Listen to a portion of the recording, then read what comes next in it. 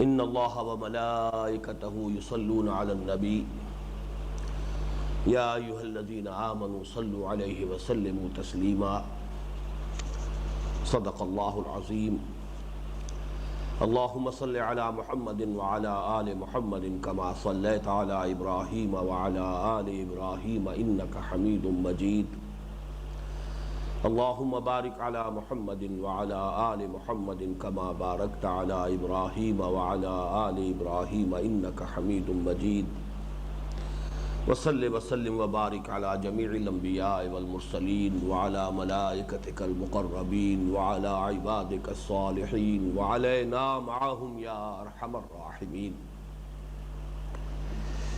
درس حدیث کے ضمن میں آپ کو یاد ہوگا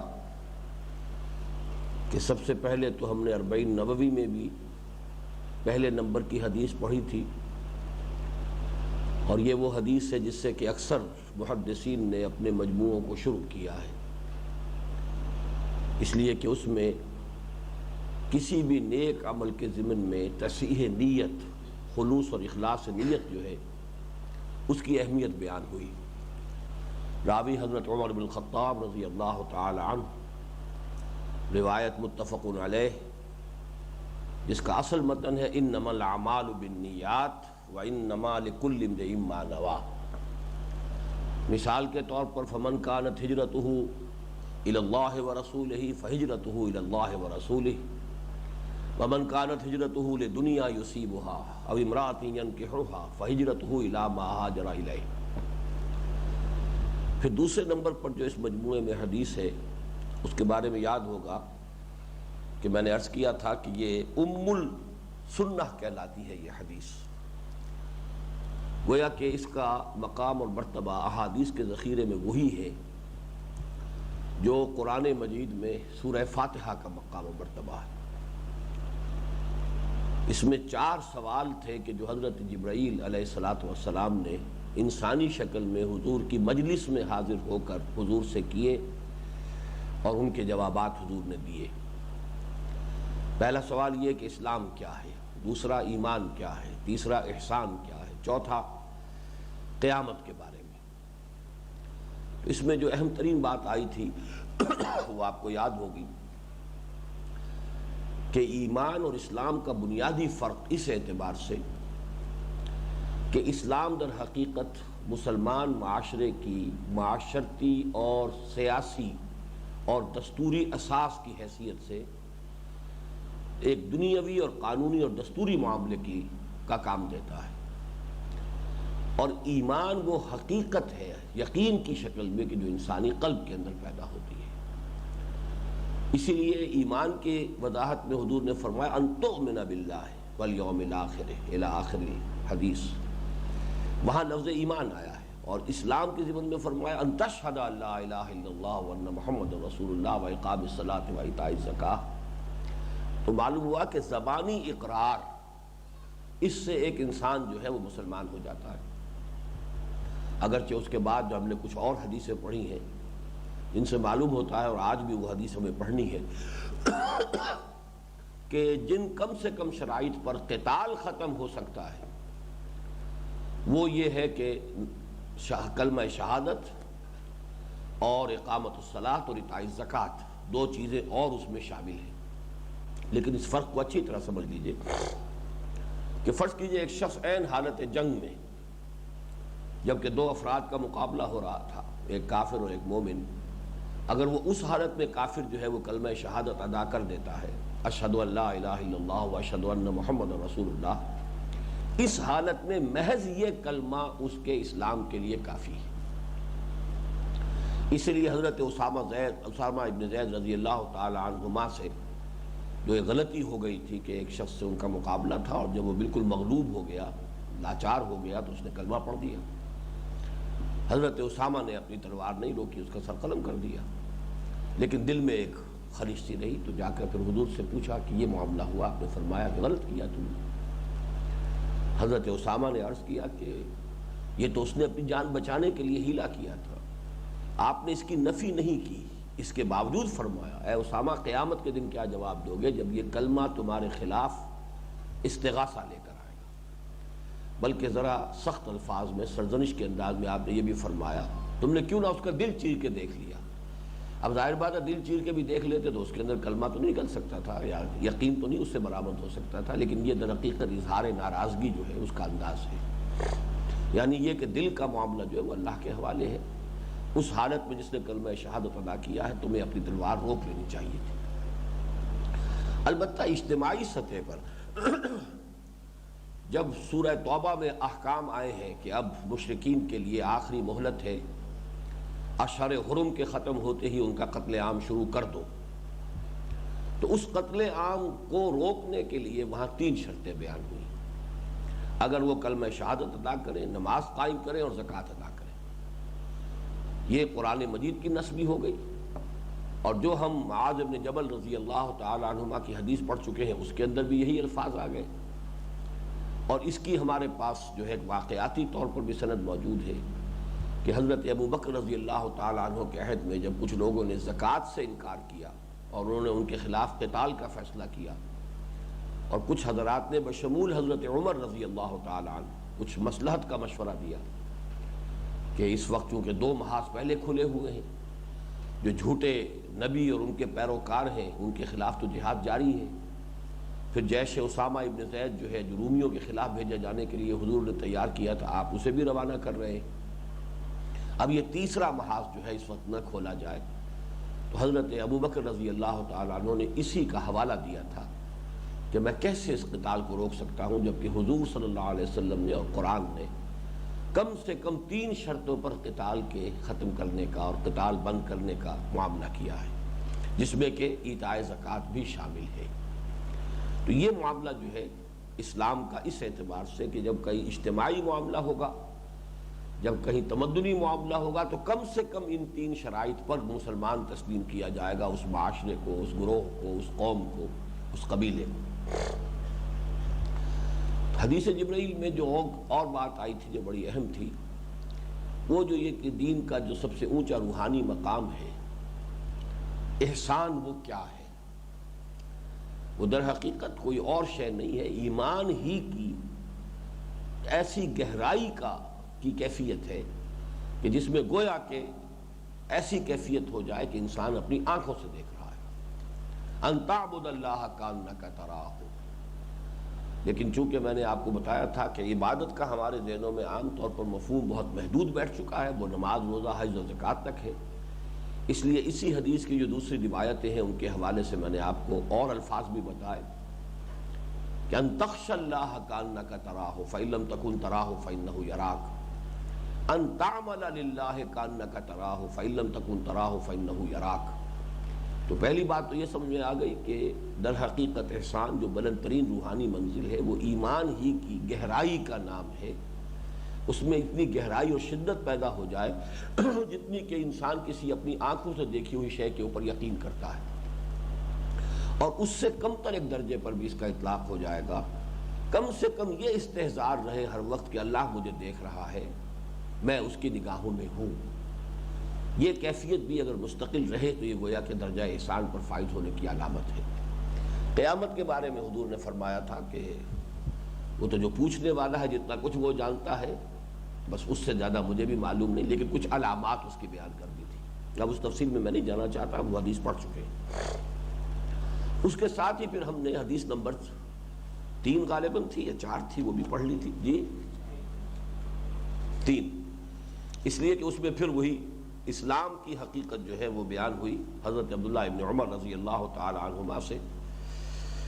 قال سمعت رسول اللہ صلی اللہ علیہ وسلم یقول بنی الاسلام علی 5 شہادت لا الہ الا اللہ وان محمد رسول اللہ واقام الصلاۃ وایتاء الزکوٰۃ وحج البیت وصوم رمضان۔ یہ متفق علیہ روایت ہے، یہ گویا کہ حدیث جبرائیل ہی میں یہ مضمون آ چکا ہے، لیکن اس کی اہمیت جو ہے اس کے اعتبار سے امام نووی نے اس کو بھی علیحدہ سے شامل کیا۔ اس کے بعد آپ کو یاد ہوگا کہ ہم نے ایک حدیث پڑھی ہے بہت طویل، جس کو کہ ہم نے مطالعہ قرآن حکیم کے اپنے منتخب نصاب میں شامل کیا ہے، حضرت معاذ بن جبل رضی اللہ تعالی عنہ سے، اور اس میں بعض بہت اہم حقیقتیں ہمارے سامنے آئیں۔ اس میں یہ کہ دین کی جامع تعبیر کیا ہوگی، نمبر 2 یہ کہ اس کے حصے اگر کیے جائیں تو اس کی جڑ کیا ہے، اس کا تنا کیا ہے، اس کی چوٹی کیا ہے، اور نمبر 3 یہ کہ جن سے بھی قتال ہو رہا ہو ان کے ساتھ معاملہ کم سے کم کتنی شرائط پر جنگ کے خاتمے کا ہو سکتا ہے۔ یہ 3 اہم مضامین، اور چوتھی بات جس کو خاص طور پر میں نے بیان کیا تھا، آپ کو یاد ہوگا کہ ایک ایسا ماحول ہمارے سامنے آ جاتا ہے اس حدیث میں، اور ہم اس کو پڑھتے ہوئے ایسے محسوس کرتے ہیں گویا کہ ہم خود اسی دور میں موجود ہیں، اسی ماحول کا ایک جز ہے، نقشہ کشی سامنے آتی ہے، اور اس میں یہ بات کہ سپر ہیومن ہونے کا دعویٰ عام صحابہ تو کیا کرتے، خود حضور نے نہیں کیا۔ جب حضرت معاذ بن جبل نے معذرتاً یہ عرض کیا کہ حضور اس لیے لشکر منتشر ہو گیا ہے کہ لوگ جو رات کو جاگتے رہے ہیں تو اس کے زیر اثر وہ اب اونگ گئے ہیں، اور سواریاں ان کو لے کر بکھر گئی ہیں ادھر ادھر، تو فوراً جو حضور نے فرمایا وَأَنَا كُنْتُ نَاعِسًا، میں خود بھی اونگ رہا تھا۔ یعنی یہ کہ یہ معاملہ بالکل بشری سطح کا ہے، انسانی سطح کا ہے، تو کبھی بھی حضور نے اپنے آپ کو اس سطح سے اوپر ہو کر پیش نہیں کیا۔ بہرحال جو باتیں آپ کے خصائص ہیں وہ اپنی جگہ ہیں۔ سب سے بڑی خصوصیت تو یہ ہے کہ آپ پر وحی نازل ہوتی ہے، قُلْ إِنَّمَا أَنَا بَشَرٌ مِثْلُكُمْ يُوحَىٰ إِلَيَّ أَنَّمَا إِلَٰهُكُمْ إِلَٰهٌ وَاحِدٌ۔ حد فاصل جو ہے اصل وہ تو یہی ہے کہ آپ پر وحی نازل ہوئی۔ اس کے علاوہ بھی کچھ خصائص ہیں، مثلا یہ کہ حضور نے فرمایا کہ میں پیچھے کی طرف سے بھی دیکھتا ہوں، تم صرف سامنے سے دیکھتے ہو۔ حضور کا یہ معاملہ بھی ہے کہ نیند سے آپ کا وضو نہیں ٹوٹتا تھا۔ مختلف خصائص ہیں، تو اس طریقے سے آپ کو صوم وصال کی اجازت تھی، آپ رکھتے تھے، جبکہ صحابہ کو آپ منع کرتے تھے۔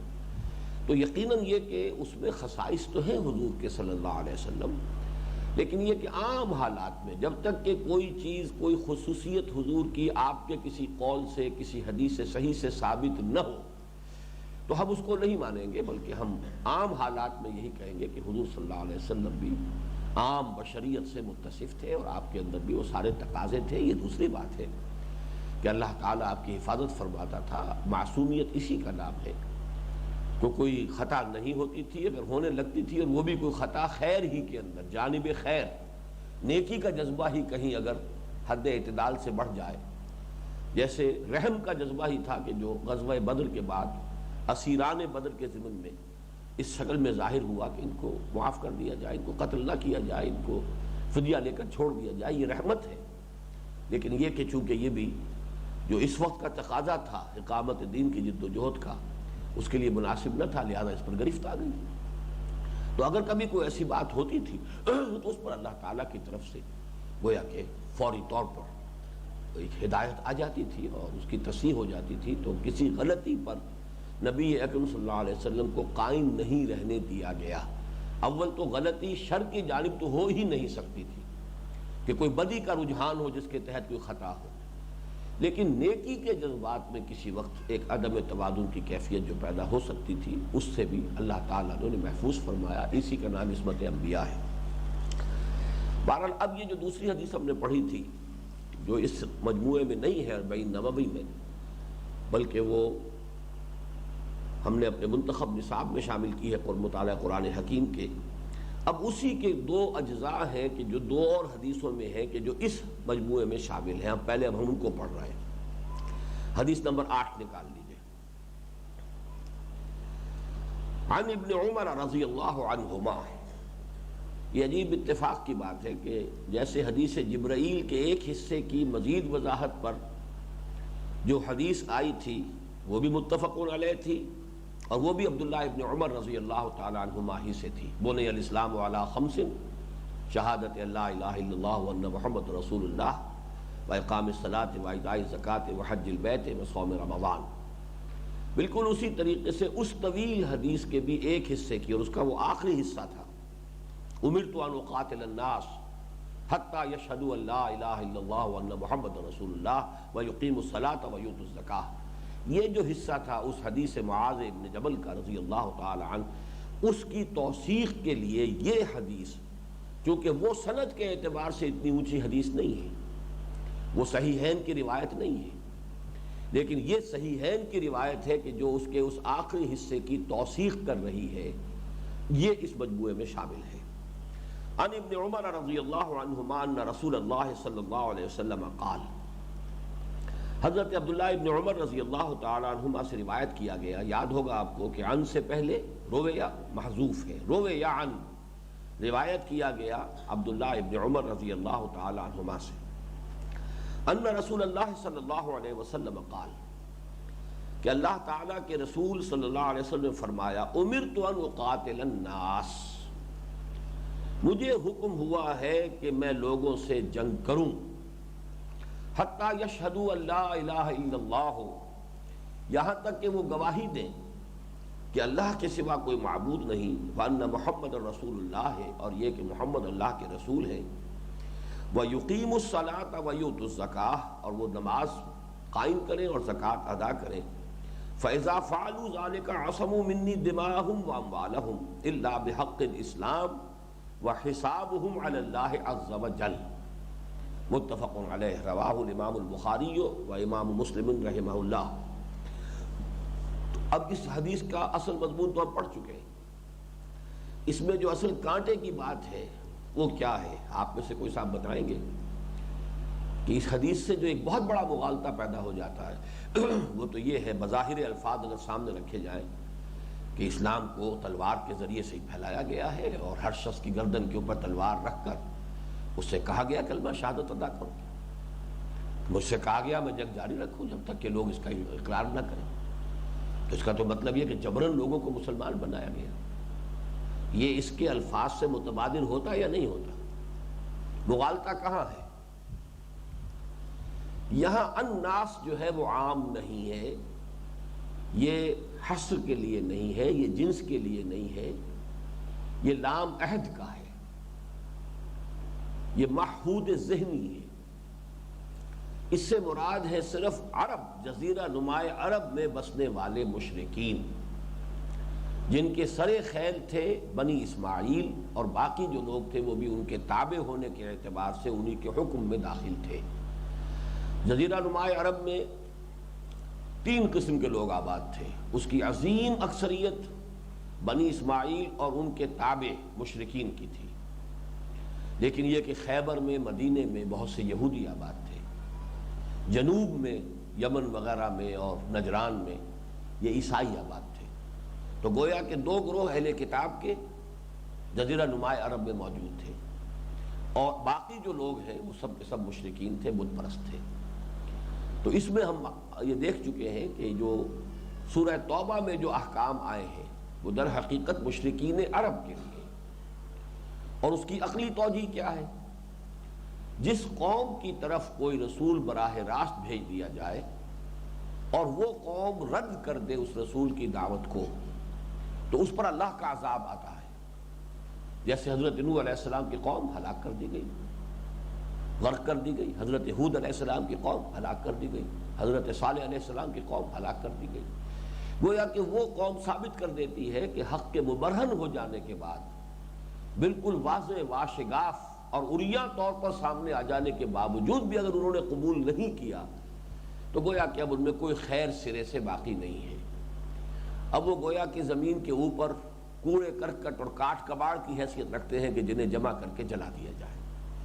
یہ قانون خداوندی رہا ہے تمام رسولوں کے بارے میں، نبیوں کے بارے میں نہیں۔ اب حضور صلی اللہ علیہ وسلم 2 بعثتوں کے ساتھ مبعوث ہوئے، ایک آپ کی بعثت خصوصی ہے، وہ ہے بنی اسماعیل کی طرف اور ان کے تابع لوگوں کی طرف، اس لیے کہ انہی کو امی کہا جاتا تھا، ان پڑھ لوگ جن کے پاس کوئی کتاب نہیں تھی، کوئی شریعت نہیں تھی۔ هو الذی بعث فی الامیین رسولا منہم، وہی ہے اللہ جس نے کہ اٹھایا امیین میں ایک رسول انہی میں سے۔ یہ اصل میں جو بعثت ہے آپ کی، یہ بنیادی بعثت ہے، یہ بعثت خصوصی ہے الی اہل العرب، اور انہی کی زبان کو پھر عربی مبین کو اللہ تعالیٰ نے اپنے آخری کلام کے لیے چن لیا، منتخب کیا۔ گویا کہ ان پر حضور صلی اللہ علیہ وسلم کے ذریعے سے آخری درجے میں اتمام حجت ہو گیا۔ باقی نوع انسانی، پوری نوع انسانی کے لیے بھی حضور رسول ہے، وَمَا أَرْسَلْنَاكَ إِلَّا كَافَّةً لِلنَّاسِ بَشِيرًا وَنَذِيرًا، اے نبی ہم نے آپ کو نہیں بھیجا ہے مگر پوری نوع انسانی کے لیے۔ لیکن پوری نوع انسانی کو اب آپ تقسیم کیجئے. ایک تو وہ نوع انسانی ہے جو حضور کے زمانے میں بھی آباد تھی جزیرہ نما عرب کے باہر، وہاں تک تو حضور کا بھی پیغام پہنچا ہی نہیں. چند بادشاہوں کو صرف دعوتی خطوط مل جانے کا یہ مطلب تو نہیں ہے کہ دعوت کا حق ادا کر دیا گیا. آپ نے مکے میں 13 برس تک دعوت دی. خدا یہ کہ صرف کسریٰ کے نام ایک خط چلا گیا یا قیصر کے نام ایک خط چلا گیا تو وہاں کے عوام الناس جو ہے ان تک تو ابلاغ نہیں ہوا ہے، ان تک اتمام حجت نہیں ہوا ہے.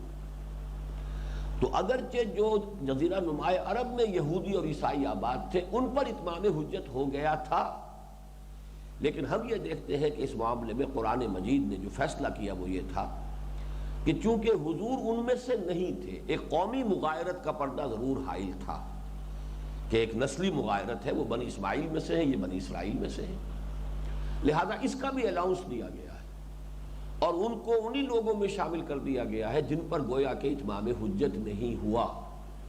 تو حضور کے زمانے کے یہودی اور عیسائی بھی کہ جو جزیرہ نما عرب میں آباد تھے یا باہر آباد تھے وہ اسی کیٹیگری میں شامل کر دیے گئے جس میں باقی پوری نوع انسانی. اور وہ کیٹیگری یہ ہے، اب ان دو کیٹیگریز کا فرق یہ ہوگا کہ جو پہلی کیٹیگری تھی یعنی قریش اور ان کے تابع لوگ، بنی اسماعیل اور ان کے تابع مشرکین، ان کے لیے کوئی رعایت نہیں تھی. وہ تو یا ایمان لائیں اور یا قتل کر دیے جائیں گے. اس کا ہی الٹیمیٹم ہے کہ جو سورہ توبہ کی ابتدائی 6 آیات کے اندر دے دیا گیا. فَإِذَا انْسَلَخَ الْأَشْهُرُ الْحُرُمُ فَاقْتُلُوا الْمُشْرِكِينَ حَيْثُ وَجَدتُّمُوهُمْ. جب یہ محترم مہینے ختم ہو جائیں تو مسلمانوں اور مشرکین کو قتل کرو جہاں بھی پاؤ.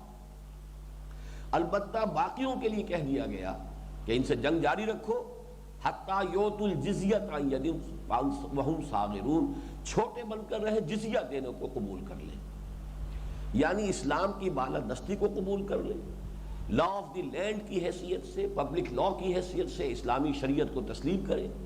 خود یہودی رہے، عیسائی رہے، مجوسی رہے، ہندو رہے، پارسی رہے، کچھ بھی رہے، لیکن انہیں جزیہ دینا ہوگا اور انہیں اسلام کی بالادستی کو تسلیم کرنا ہوگا، اسلامی ریاست کی اطاعت قبول کرنی ہوگی. مذہب تبدیل کرنا ضروری نہیں ہے، ان کو مسلمان ہونا جو ہے ان کے لیے لازم نہیں تھا. یہ وہ لوگ ہیں کہ جن کا تذکرہ یہاں ہو رہا ہے. اگر یہ بات واضح نہ رہے، امرت ان اقاتل الناس، مجھے حکم ہوا ہے کہ ایسے لوگوں کے ساتھ میں جنگ جاری رکھوں حتیٰ یشہدوا اللہ. یہ دوسرے لوگ نہیں، پہلی کیٹیگری کے لوگوں کے لیے یہ حدیث ہے کہ قریش، بنی اسماعیل اور ان کے تابع لوگوں کے بارے میں حضور کو حکم تھا، جیسے کہ میں آیت سنا چکا ہوں آپ کو، فَإِذَا انْسَلَخَ الْأَشْهُرُ الْحُرُمُ فَاقْتُلُوا الْمُشْرِكِينَ حَيْثُ وَجَدتُّمُوهُمْ. یہ گویا کہ اس کے تابع ہو جائے گا کہ اُمِرْتُ أَنْ أُقَاتِلَ النَّاسَ، مجھے اس کا حکم ہوا ہے کہ میں لوگوں سے جنگ جاری رکھوں حتیٰ یشہدوا ان لا الہ الا اللہ وان محمد رسول اللہ ویقیموا الصلاۃ ویؤتوا الزکاۃ، یہاں تک کہ وہ گواہی دیں کہ اللہ کے سوا کوئی معبود نہیں اور یہ کہ محمد صلی اللہ علیہ وسلم اللہ کے رسول ہیں، نماز قائم کریں، زکوٰۃ ادا کریں. فَإِذَا فَعَلُوا ذَلِكَ، جب یہ لوگ یہ 3 تقاضے پورے کر دیں، عَصَمُوا مِنِّي دِمَاءَهُمْ وَأَمْوَالَهُمْ، تو انہوں نے بچا لیا مجھ سے اپنی جانوں کو بھی، اپنے خونوں کو بھی اور اپنے اموال کو بھی.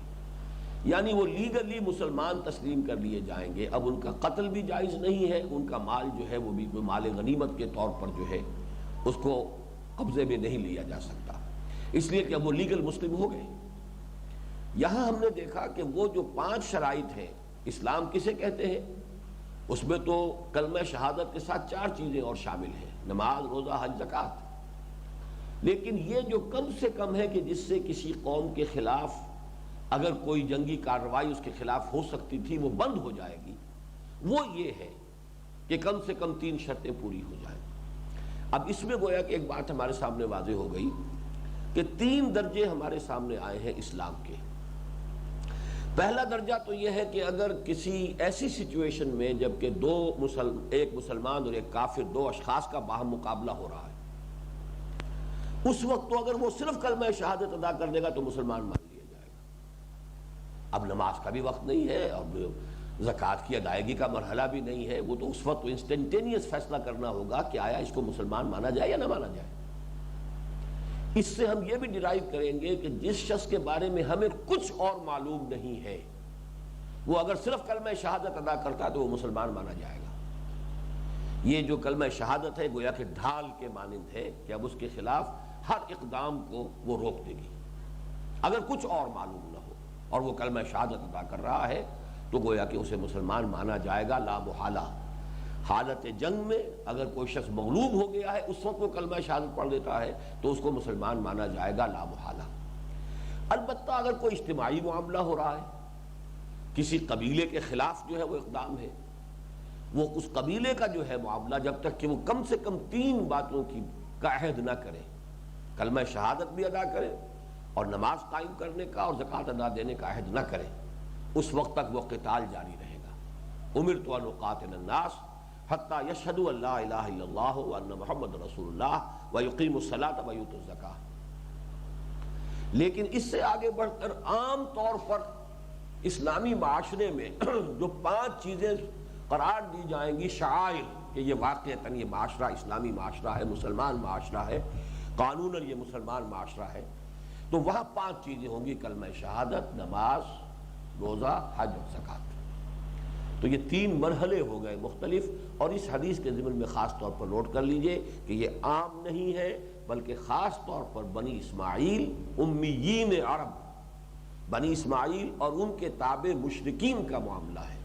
خود حضور کے زمانے بھی نہ یہود کے بارے میں یہ معاملہ تھا، نہ نصارہ کے بارے میں یہ معاملہ تھا، اور پھر حضور کے بعد سے لے کے آج تک یہی قاعدہ کلیہ ہے کہ کسی بھی شخص کو جبراً مسلمان نہیں کیا جائے گا، کسی بھی شخص کے سامنے یہ الٹیمیٹم نہیں آئے گا کہ یا تو ایمان لاؤ یا تمہاری گردن اڑائی جاتی ہے، بلکہ اس کے سامنے 2 آپشنز ہوں گے۔ یہی تمام افواج جو ہے خلافت راشدہ میں جب باہر نکلی ہیں صحابہ کرام کی، تو ہر بستی اور ہر شہر اور ہر ملک کے لوگوں کے سامنے یہ 3 آپشنز پیش کیے جاتے تھے۔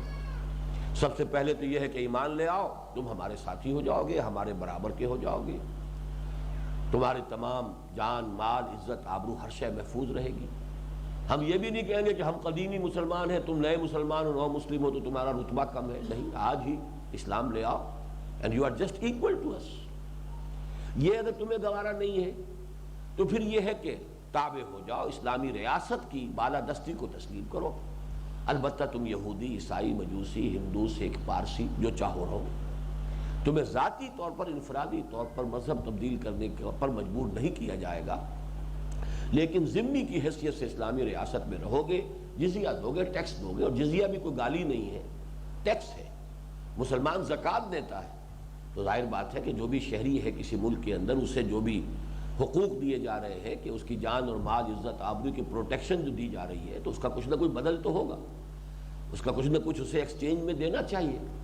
تو یہ بدل جزا سے ہی جزیہ بنا ہے، یہ گویا کہ ان کی حفاظت کا بدل ہے، ان کی جو ذمہ داری لیتی ہے اسلامی ریاست، اس کا مبادلہ اس شکل میں ہے کہ ان سے ٹیکس لیا جائے، وہ ٹیکس دے اور اسلام کی بالادستی قبول کرے، تو یہ کہ ان کو ہندو، سکھ، پارسی، عیسائی جو وہ رہنا چاہے رہنے کی اجازت ہے۔ چنانچہ اب یہاں یہ بات بھی نوٹ کر لیجئے کہ وہ حدیث جو ہم نے اس زمانے میں الحمدللہ بہت عام کی ہے، حضرت مقداد ابن الاسود رضی اللہ تعالی عنہ سے، اور یہ مسند احمد ابن حنبل کی روایت ہے، تو وہ فرماتے ہیں کہ حضور نے ارشاد فرمایا لا يبقى على ظهر الارض بيت وبر ولا مدر الا ادخله الله كلمة الاسلام۔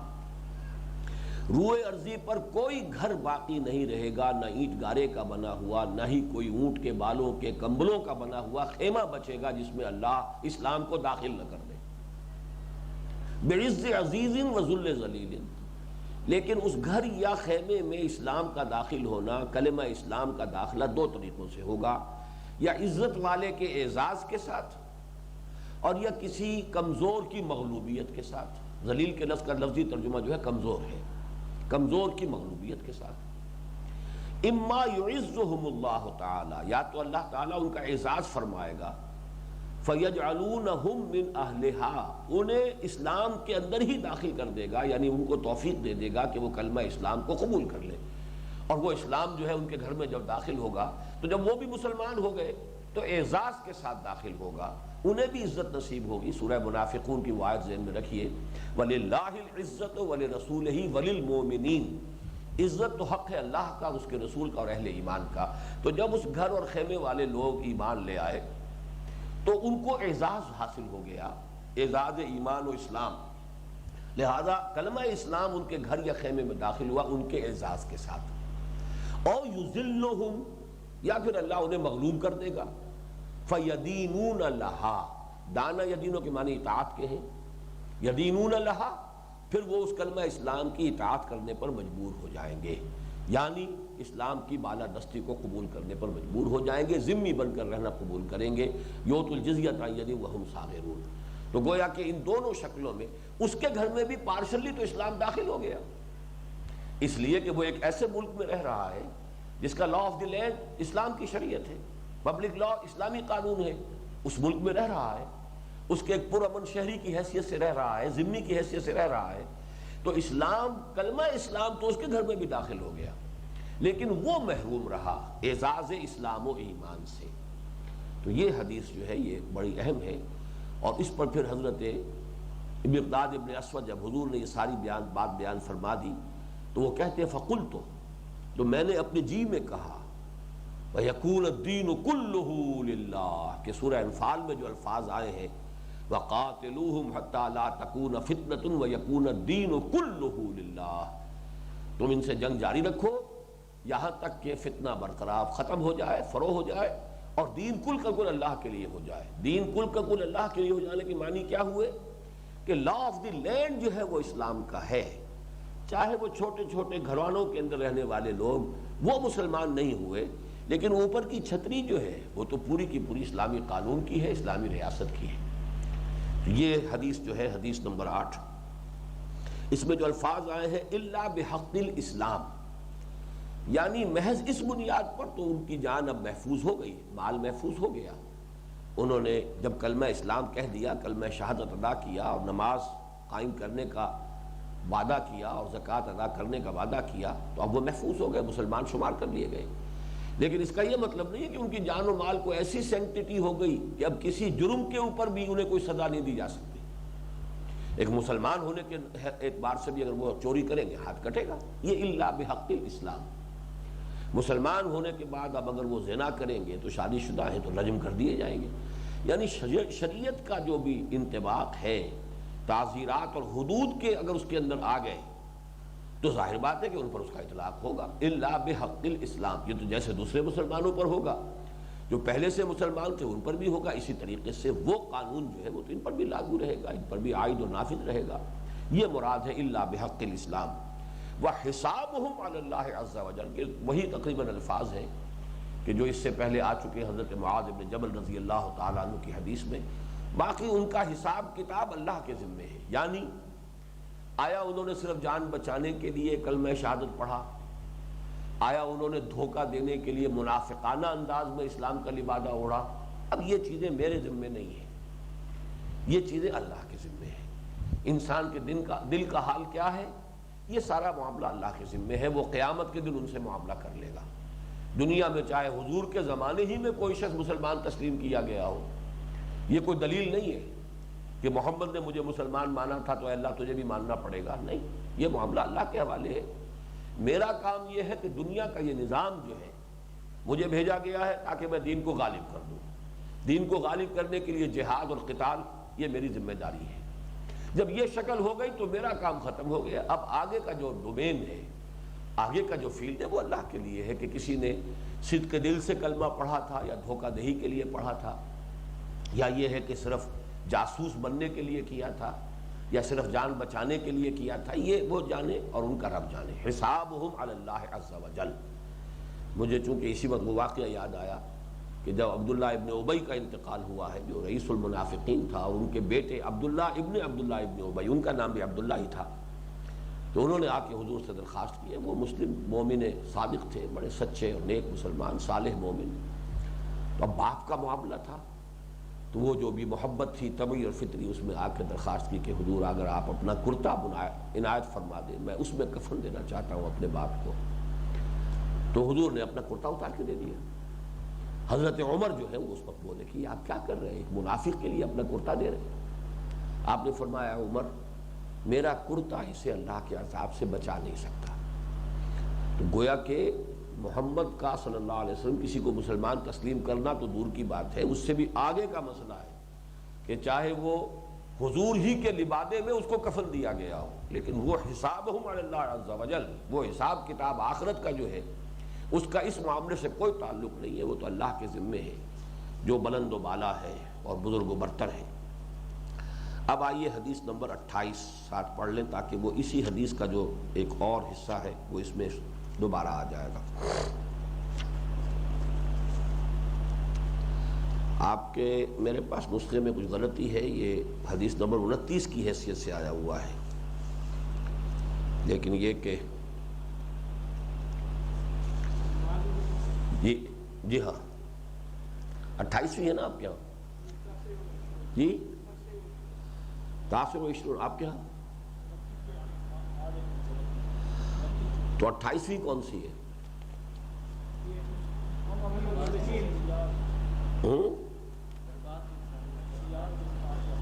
اچھا ٹھیک ہے، پھر میری اس کتاب کا ایک صفحہ شاید نکلا ہوا ہے کہیں، یہ 29ویں حدیث ہے، ٹھیک ہے۔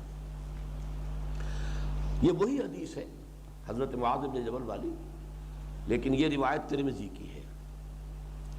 عن معاذ بن جبل رضی اللہ عنہ قال قلت یا رسول اللہ اخبرنی بعمل يدخلنی الجنہ ويباعدنی من النار۔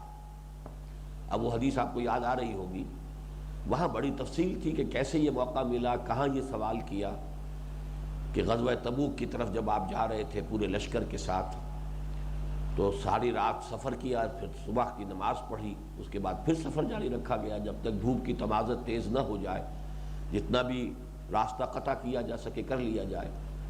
لیکن چونکہ ساری رات، جس کو جگراتا ہم کہتے ہیں، رت جگا اردو میں ہم کہتے ہیں، تو وہ سارے رات کے رت جگے کی وجہ سے لوگ اونگ گئے۔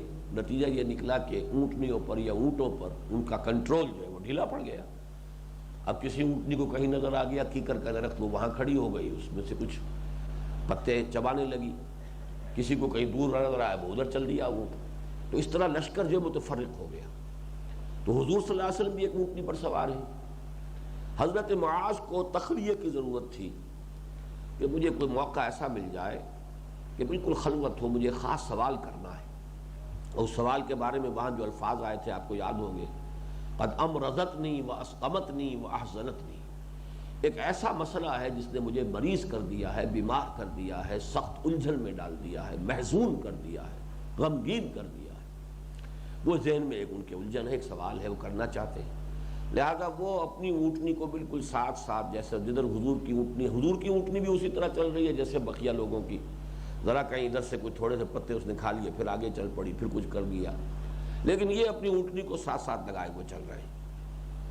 اچانک جو ہے حضرت معاذ کی اونٹنی نے ٹھوکر کھائی، اس کو جو انہوں نے لگام دے کر کھینچا تو چونکہ بالکل ساتھ ہی تھی حضور کی اونٹنی، وہ بھی بدک گئی۔ جب حضور کی اونٹنی بدک گئی تو اب حضور نے اپنے اس ہودج کا جو بھی اوپر تھا اس کا پردہ اٹھا کر ادھر ادھر دیکھا تو دیکھا کہ معاذ قریب ہے میرے، اور تو کوئی قریب ہی نہیں ہے، بہت دور لشکر متفرق ہو چکا ہے۔ تو حضور نے کسی قدر اظہار ناراضگی کے ساتھ فرمایا کہ میں یہ نہیں سمجھتا تھا کہ لوگ اس طرح متفرق ہو گئے ہوں گے۔ اس میں یہ رمز کی بات بھی ہے کہ خاص طور پر حضور کی حفاظت کا جو اہتمام ہونا چاہیے تھا، کہ کفار تو ہر وقت رہتے تھے اسی ٹوہ میں اور اسی کھوج میں کہ کہیں حضور تنہا ملے تو آپ کی زندگی کا چراغ گل کر دیا جائے۔ تو حضرت معاذ نے اس وقت بجائے اس کے، میں نے وہ عامیانہ اصطلاح استعمال کی تھی، یاد ہوگا، کہ خود نمبر بناتے اپنے اور لوگوں کے اوپر وہ اعتراض کرتے کہ جی بالکل بے پرواہ لوگ ہیں، سوچتے ہی نہیں ہیں۔ انہوں نے معذرت پیش کی کہ حضور رات بھر جاگنے کی وجہ سے لوگ اونگ گئے ہیں اور اسی وجہ سے ان کی جو اونٹنیاں ہیں وہ اس طرح منتشر ہو گئی ہیں، وہ چلتی بھی ہیں کچھ، اور کچھ یہ کہ ادھر ادھر رک کر کچھ درختوں کے اوپر سے کچھ کھانے کی کوشش کرتی ہیں، ناشتہ کر رہی ہیں۔ تو اس پر حضور نے فوراً فرمایا کہ انا کنت ناعسا، ٹھیک ہے، خود میں بھی تو اونگ رہا تھا، یعنی جب میں اونگ رہا تھا تو اگر دوسرے لوگ اونگ گئے تو اس میں کون سے تعجب کی بات ہے۔ لیکن اب چونکہ حضرت معاذ کو آپ نے دیکھا کہ یہ میرے ساتھ لگا ہوا ہے تو ایک طرح سے شفقت پیدا ہوئی اور محبت پیدا ہوئی، اور آپ نے پکارا یا معاذ ادن دونک، اے معاذ اور قریب آ جاؤ، اور قریب آ جاؤ۔ اس کے بعد اب وہ موقع مل گیا جو ان کی خواہش تھی، انہوں نے وہ سوال کیا کہ حضور مجھے اجازت دیجئے اذلی، مجھے اجازت دیجیے، ان اسألک عن شیء، کہ میں آپ سے ایک ایسی بات پوچھوں، قد امرضتنی واسقمتنی واحزنتنی، جس نے مجھے بہت دلگیر کر دیا ہے، غمگین کر دیا ہے، بیمار بنا دیا ہے۔ تو حضور نے فرمایا سل ما شئت، جو چاہو پوچھو۔ اس وقت چونکہ حضور صلی اللہ علیہ وسلم کی بشاشت تھی خاص اور شفقت خصوصی اس وقت حضرت معاذ کو حاصل ہو گئی تھی، سل ما شئت، جو چاہو پوچھو۔ پھر انہوں نے پوچھا وہ سوال، وہاں ذرا مختلف الفاظ میں تھا، وہ سوال یہ ہے، قال قلت یا رسول اللہ اخبرنی بعمل، اے اللہ کے رسول مجھے باخبر کیجئے، مجھے مطلع فرمائیے اس عمل سے یدخلنی الجنت ویباعدنی من النار، جو مجھے جنت میں داخل کر دے اور آگ سے دور کر دے، جہنم سے دور کر دے۔ اس حدیث میں مزید الفاظ ہیں، لا اسألک عن شیء غیرہا، مجھے آپ سے اس کے سوا اور کچھ نہیں پوچھنا۔ یہ ہمارے لیے لمحہ فکریہ ہے کہ اصل شے جو دامن گیر ہو جانی چاہیے ایک بندہ مومن کو، وہ قیامت کا محاسبہ اور جنت کی طلب اور دوزخ سے اپنے آپ کو بچانے کی فکر ہے، یہ دامن گیر ہونی چاہیے۔ اگر یہ نہیں ہے تو اس کا مطلب ایمان نہیں ہے، پھر وہ چاہے ایک انقلابی ہی نظریہ ہے اور انقلابی عمل ہے، اس میں لگے ہوئے ہیں جیسے کمیونسٹ بھی لگے ہوتے تھے، نہ انہیں آخرت سے کوئی سروکار، نہ کوئی جنت کی طلب، نہ دوزخ کا کوئی خوف، نہ اللہ پر ایمان، لیکن یہ کہ ایک انقلاب کے لیے، ایک جدوجہد کے لیے، ایک حقوق انسانی کے لیے، ایک عدل اور انصاف پر مبنی معاشرہ قائم کرنے کے لوگوں نے جانیں بھی دے دی ہیں۔ تو ایمان کا جو اصل لب لباب ہے وہ یہ ہے کہ آخرت پر یقین ہو، اور انسان کا جو اصل محرک عمل ہے وہ یہ بن گیا کہ مجھے آگ سے چھٹکارا پانا ہے، قوا انفسکم واہلیکم نارا، بچاؤ اپنے آپ کو اور اپنے اہل و عیال کو آگ سے، اور یہ کہ اسی کا مثبت پہلو یہ ہے کہ جنت کا داخلہ اس کی طلب ہو، اس کی خواہش ہو۔ دوسرا پوائنٹ اس میں نوٹ کرنے کا یہ ہے کہ ہم جو صرف موروثی مسلمان ہیں یا موروثی اہل ایمان ہیں، ہمیں ایمان وراثتاً صرف مل گیا ہے، ہم کتنے مطمئن ہیں کہ جنت گویا کہ ہمارا پیدائشی حق ہے، برتھ رائٹ ہمارا ہے کہ ہم جنت میں داخل ہوں۔ لیکن یہ صحابی ہیں، اور معاذ بن جبل ان صحابہ میں سے ہیں، یعنی یوں سمجھیے گنتی کے چند صحابہ جن کے خاص توصیف میں حضور نے صلی اللہ علیہ وسلم افعل التفضیل کا صیغہ استعمال کیا ہے۔ یہ سپرلیٹو ڈگری جو ہے، ارحم امتی بے امتی ابو بکر، میری امت میں امت پر سب سے زیادہ شفیق اور رحیم ابو بکر ہے، واشدہم فی امر اللہ عمر، اللہ کے معاملے میں، شریعت میں، دین کے معاملے میں سخت ترین یہ عمر ہے۔ اسی طریقے سے اکثرہم حیاء عثمان، حیا میں سب سے بڑھ کر سب سے زیادہ شرمیلے با حیا وہ عثمان ہے، وہ اقضاہم علی، اور سب سے زیادہ جس کو کہا جائے کہ معاملے کو صحیح سمجھنا اور اس کا صحیح فیصلہ کرنا، قضا جو ہے فیصلہ کرنا، قاضی فیصلہ کرنے والا، یعنی معاملات یا مقدمات یا خصومات میں صحیح ترین فیصلے کی صلاحیت رکھنے والا میرا ساتھی جو ہے وہ علی ہے۔ وہ اقرأہم ابی بن کعب، اور قرآن کا سب سے بڑا قاری میرے صحابہ میں ابی بن کعب ہے رضی اللہ تعالی عنہ۔ وعالمہم بالحلال والحرام معاذ بن جبل، یہ ہے وہ صحابی حلال اور حرام کے سب سے زیادہ جاننے والے، یعنی آج کی اصطلاح میں ہم کہیں گے مفتی اعظم۔ مفتی کا کام یہی ہوتا ہے کہ وہ بتا دے کہ یہ چیز جائز ہے کہ ناجائز ہے، حلال اور حرام کے درمیان حد فاصل اسے صحیح معلوم ہو، ایسا نہ ہو کہ کہیں نیکی کے جذبے سے مغلوب ہو کر حلال کو بھی حرام قرار دے دے، بہت زیادہ محتاط ہے، زہد ہے، اور اس کی وجہ سے کسی حلال کے بھی حرام ہونے کا فتویٰ دے دیا، یا اتنی بے احتیاطی ہے کہ حرام کو حلال قرار دے رہا ہے۔ تو ظاہر بات ہے کہ بہت گہرا فہم جس کا ہوگا قانون اسلامی کے بارے میں، شریعت کے بارے میں، جس کا فہم اور جس کا علم جو ہے، دونوں علم بہت وسیع بھی ہو اور فہم بہت گہرا ہو، عمیق ہو، وہی شخص ہے جو فیصلہ کر سکتا ہے کہ یہ حلال ہے یا حرام۔ یہ حد فاصل جو ہے یہ بہت مشکل ہے اس کی پہچان، اس لیے کہ ایک اور حدیث ہم پڑھیں گے اسی مجموعے میں آئے گی کہ الحلال بین والحرام بین وبینہما مشتبہات، کچھ حلال بالکل ایسے ہیں جو واضح ہے کہ یہ حلال ہے، کچھ حرام ایسے ہیں جو بالکل واضح ہے کہ یہ حرام ہے، لیکن ان کے بیچ میں مشتبہات ہیں جن کے بارے میں اشتباہ ہو سکتا ہے کہ یہ حلال ہے یا حرام ہے۔ تو وہ شخص کے جو ان چیزوں سے بھی باریکیوں سے واقف ہو وہ ہے گویا کہ فقیہ، وہ مفتی کہلانے کا مستحق ہے۔ تو یہ لفظ آج میں پہلی مرتبہ استعمال کر رہا ہوں کہ گویا کہ حضور کے ان الفاظ سے مراد کیا ہوئی، عالمہ بالحلال والحرام معاذ بن جبل، کہ میری امت کا مفتی اعظم وہ حضرت معاذ۔ اسی طرح اصدقہم لہجۃ ابو ذر، میرے ساتھیوں میں سب سے زیادہ جو جس کا ظاہر و باطن بالکل ایک ہے، کوئی بھی پردہ بھی نہیں ہے، وہ ابو ذر ہے۔ تو اس طریقے سے مختلف صحابہ کے لیے مختلف الفاظ جو آئے ہیں، چند ہیں گنتی کے جن کے لیے کہ یہ افعال التفضیل کا صیغہ استعمال ہوا، ان میں یہ معاذ بن جبل ہے۔ انہیں یہ فکر دامنگیر ہے، صحابی ہیں، صحابہ کے ان چند چوٹی کے لوگوں میں سے ہیں کہ جن کے لیے افعال التفضیل کا صیغہ حضور استعمال فرما رہے ہیں، لیکن انہیں کوئی گارنٹی اپنے بارے میں نہیں حاصل ہے، یہ اطمینان نہیں ہے، نچنت نہیں ہے، بے فکر نہیں ہے، فکر دامنگیر ہے۔ اور کس درجے دامنگیر ہے؟ قد امررتنی واسقمتنی واحزنتنی۔ سوال یہ کیا، اب اس کا جواب کیا ہے؟ قال لقد سألت عن عظیم وإنه ليسير على من يسره الله عليه۔ حضور نے فرمایا، بلکہ وہاں الفاظ آپ کو یاد ہوں گے کیا تھے؟ بخن بخن، لقد سألت بعظیم، لقد سألت بعظیم، لقد سألت بعظیم ثلاثا۔ بخن بخن یہ عرب کہتا ہے جب کسی چیز کی تحسین کرنی ہو، اور میں اس کو سمجھانے کے لیے کہا کرتا ہوں بہت خوب۔ بہت خوب میں سے بہت کا بے لے لیجئے، خوب کا خے لے لیجئے تو وہ بخ بن گیا۔ تو بخن بخن، بہت خوب بہت خوب، تم نے بڑی بات پوچھی ہے، تم نے یقیناً بڑی بات پوچھی ہے، تم نے حقیقتاً وہ بات پوچھی ہے جو پوچھنے کی ہے۔ 3 مرتبہ حضور نے فرمایا۔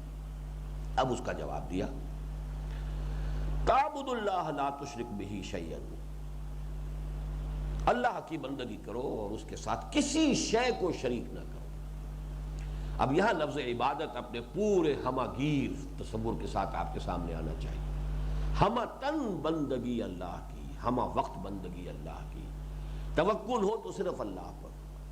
توکل اگر آپ کو مادی وسائل و ذرائع پر ہے تو یہی شرک ہے۔ مادہ پرستی اس دور کا سب سے بڑا شرک ہے۔ عصبیت جاہلی کوئی بھی اللہ کی محبت اور رسول کی تعلیمات سے اوپر ہو گئی تو یہ شرک ہے۔ اولاد کی، مال کی محبت اللہ اور اس کے رسول کی محبت سے اوپر چلی گئی، شرک ہے۔ اطاعت جو ہے کسی حکم کی کر لی گئی اللہ کے حکم کے سوائے اور اس کے خلاف، وہ شرک ہے۔ الا یہ کہ ایک آدمی مجبور ہے جان بچانے کے لیے کوئی بات کر رہا ہے تو بات دوسری ہے، لیکن یہ کہ اپنی جی کی آزادی سے، اپنی مرضی سے اگر ایسا کر رہا ہے تو مشرک ہے۔ تو وہ شرک جو ہے، حقیقت شرک کے موضوع پر جو مفصل تقاریر اور میرا بیان آپ سن چکے، اس سب کو دل میں رکھیے۔ عبادت کہتے کسے؟ عبادت میں 2 چیزیں شامل ہیں۔ اس کا بہت بڑا جسم جو ہے، جسم کے مانند جو ہے وہ تو ہے اطاعت، لا طاعت لمخلوق فی معصیت الخالق۔ محبت اللہ اور اس کے رسول کی سب سے بالا ہو جائے۔ یہ نہیں ہے کہ آپ بیوی سے محبت نہ کریں، یا بیوی شوہر سے محبت نہ کریں، یا والدین اولاد سے محبت نہ کریں، یا اولاد والدین سے، سب سے محبت کرو، وطن سے بھی محبت کرو، اپنے گھر سے بھی محبت کرو، کوئی پرواہ نہیں ہے، ان چیزوں کی نفی نہیں ہے، لیکن اللہ کی محبت سب سے بالا تر ہو جائے، یہ ہے اصل شے۔ تو یہ توحید ہے۔ سب کی اطاعت کرو، استاد کی کرو، اپنے حکام کی کرو، بڑوں کی کرو، والدین کی کرو، لیکن اللہ کی اطاعت کے تابع، نیچے نیچے۔ کوئی ایک اطاعت بھی اللہ کی اطاعت سے آزاد ہو کر مستقل بذات اطاعت کے طور پر تسلیم کر لی گئی، یہی شرک ہے۔ تو تعبد اللہ لا تشرک بہ شیئا وتقیم الصلاۃ وتؤتی الزکاۃ وتصوم رمضان وتحج البیت۔ اب یہاں در حقیقت وہی اسلام کی 5 چیزیں آئی ہیں، سوائے کس بات کے؟ نوٹ کیجئے کہ یہاں تشہدہ نہیں ہے، یہاں تعبد اللہ ہے۔ صرف گواہی نہیں، بندگی پوری، عبادت پوری، ہمہ تن ہمہ وقت، اطاعت مطلقہ اللہ کی، محبت سب سے بڑھ کر اللہ کے ساتھ، پھر اس کے ساتھ یہ 4 ستون بھی کھڑے ہوئے ہوں، جیسا کہ ہمارا وہ فرائض دینی کے تصور کا جو خاکہ ہے کہ نیچے کلمہ اسلام ہے، کلمہ شہادت ہے، پھر 4 ستون کھڑے، اس پر پہلی چھت آئی عبادت رب، اللہ کی بندگی۔ تو عبادت رب اس شکل میں، اور اس کے نیچے جو ستون ہے اس کو سپورٹ دینے والی چیزیں نماز، روزہ، حج اور زکوٰۃ، یہ عبادات ہیں۔ اصل عبادت ہے پوری زندگی میں اللہ کی اطاعت، اس کی محبت کے جذبے سے سرشار ہو کر۔ اب اس حدیث میں چند چیزیں اور آئی ہیں، یہ دین کی حکمت کے کچھ اور خزانے ہیں، کچھ اچھی چیزیں ایسی ہیں کہ جن کی خاص طور پر تاثیرات کا تذکرہ ہو رہا ہے۔ ثم قال الا ادلک علی ابواب الخیر، کیا میں تمہیں نہ بتاؤں؟ ادلو، یہ کیا ہے، اس کا وہ مادہ کیا ہے؟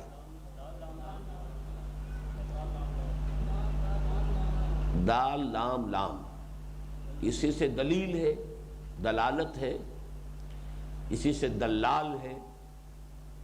دلال جو ہے وہ بھی کسی چیز کی طرف رہنمائی کرتا ہے۔ تو هل ادلکم علی تجارت تنجیکم من عذاب الیم، کیا میں تمہاری رہنمائی کروں اس کاروبار کی طرف جو تمہیں عذاب الیم سے چھٹکارا دلا دے؟ تو یہاں حضور نے فرمایا الا ادلک علی ابواب الخیر، کیا میں تمہاری رہنمائی نہ کروں خیر کے دروازوں کی جانب؟ الصوم جنۃ، روزہ جو ہے ڈھال کے مانند ہے۔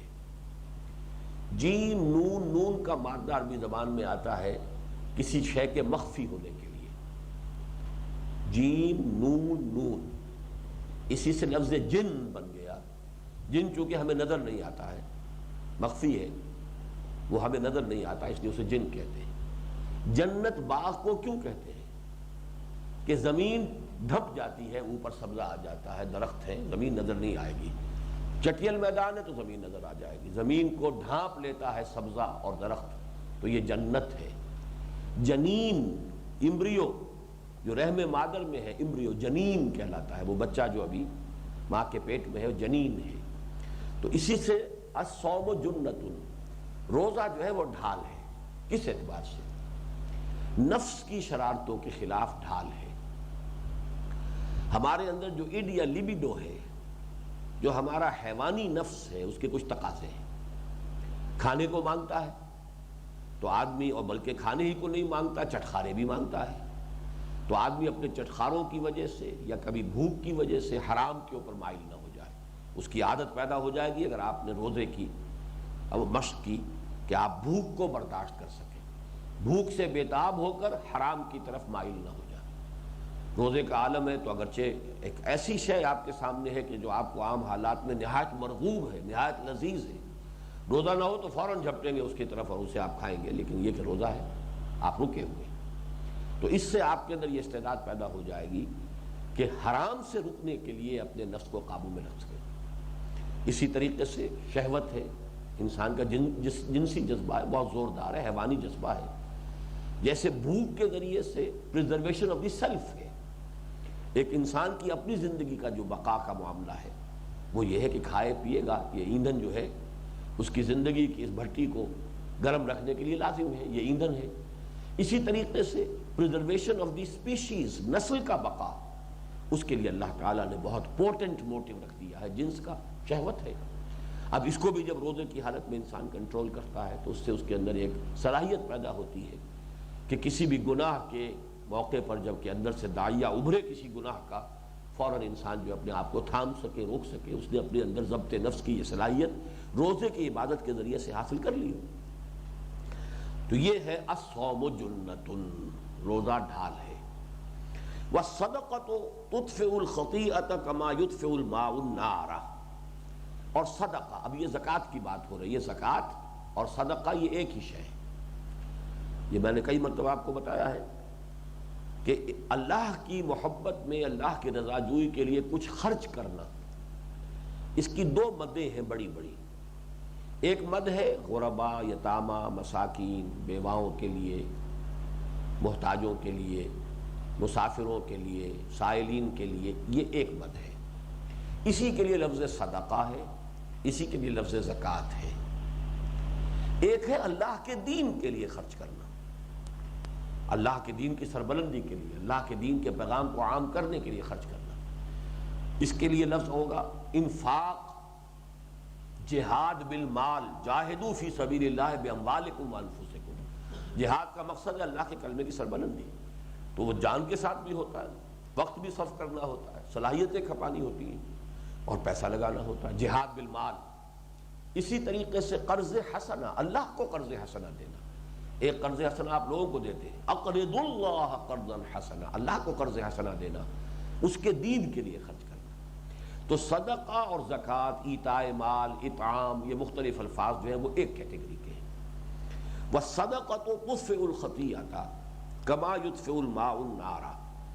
اور صدقہ اور خیرات اور زکوٰۃ یہ گناہوں کو اس طریقے سے بجھا دیتی ہیں جیسے کہ پانی آگ کو بجھا دیتا ہے. آگ جل رہی ہو، پانی ڈالیں گے بجھ جائے گا. اسی طریقے سے گناہوں کی جو، اب گناہوں سے اس کو بلکہ یہ سمجھیے بڑا لطیف انداز ہے، یہ گناہوں کے ذریعے سے ہم نے اپنے اندر اپنی جہنم دہکا رکھی ہے. ہماری جہنم ہمارے اندر ہے، ہماری جنت ہمارے اندر ہے. اگر ہم نے نیکیاں کمائی ہیں تو وہ ہمارے ہی وجود میں کہیں ریکارڈ ہو رہی ہیں، اور اس کی وجہ سے ایک انبساط، ایک انشراح، شرح صدر جسے کہا گیا ہے، وہ اس دنیا میں بھی انسان کو حاصل ہوتا ہے. سخت قسم کی تکالیف میں بھی وہ دل جمی کی کیفیت اسے حاصل رہتی ہے. یہ اس کی جنت ہے اس دنیا میں. چنانچہ امام ابن تیمیہ کا بڑا مشہور قول ہے، جب انہیں جیل میں ستایا جا رہا تھا، ٹارچر کیا جاتا تھا، تو وہ کہا کرتے تھے ان جنتی معی، میری جنت میرے ساتھ، میرے اندر موجود ہے. تمہاری یہ تعذیب، تمہاری یہ پرسیکیوشن جو ہے مجھے پریشان نہیں کر سکتی. یعنی میرا دل اپنی جگہ پر مضبوطی کے ساتھ قائم ہے، مطمئن ہے. تم میرے جسم کو تکلیف دے سکتے ہو، میری روح کو اور میرے دل کو اذیت نہیں دے سکتے، وہ تو بالکل اطمینان کے ساتھ ہے. تو یہ گویا کہ اگر کسی نے گناہ کیے ہیں تو ہم یہ کہہ سکتے ہیں اس نے اپنے اندر اپنی دوزخ دہکا رکھی ہے، اپنی جہنم بھڑکائی ہوئی ہے.